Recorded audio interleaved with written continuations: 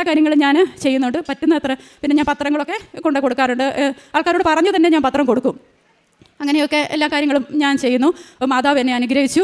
മാതാവിനോട് ഞാൻ പറഞ്ഞായിരുന്നു, എൻ്റെ കൊച്ചു പോകുന്നതിന് മുമ്പ് അവളുടെ വിസയും എയർ ടിക്കറ്റും ഒക്കെ ആയിട്ട് ഞാൻ മാതാവിൻ്റെ അടുത്ത് വന്നോളാം, അവളെ കൂട്ടിക്കൊണ്ട് വന്നോളാം എന്ന് ഞാൻ പറഞ്ഞായിരുന്നു. അപ്പോൾ ഇന്ന് ഞാൻ അതെല്ലാമായിട്ട് വന്നേക്കുന്നത്. ഡിസംബർ 21 രാവിലെ 9:40 ഫ്ലൈറ്റിന് നെടുമ്പാശ്ശേരിയിൽ നിന്ന് അവൾ കാനഡയ്ക്ക് പോവുകയാണ്. അപ്പം അച്ഛൻ പറഞ്ഞ 22 ഡേറ്റ് കാണിക്കുന്നുണ്ടെന്ന് പറഞ്ഞു. അപ്പോൾ ആ ഡിസംബർ 22 പറയുന്ന ആ ഡേറ്റിന് അവൾ കാനഡയിൽ ഇറങ്ങുവാണ്.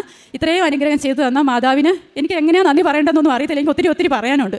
ഇനി ഞാൻ വരും, ഇപ്പോഴും ഞാൻ ഉടമ്പടിയിൽ എനിക്ക് നിയോഗങ്ങളുണ്ട്. ഇനി ഞാൻ വരും. ഇനി മാതാവിനെ നമ്മളെല്ലാവരും ഈ കീഴ് കാണുന്ന ജനസമൂഹത്തെ എല്ലാം മാതാവ് ഒരുപാട് അനുഗ്രഹങ്ങളുമായിട്ട് ഇവിടെ എത്തിക്കട്ടെ എന്ന് എനിക്കറിയില്ല ബാക്കി എന്താ പറയേണ്ടത്. മാതാവിനോട് ഞാൻ ഒരുപാട് നന്ദി പറയുന്നു.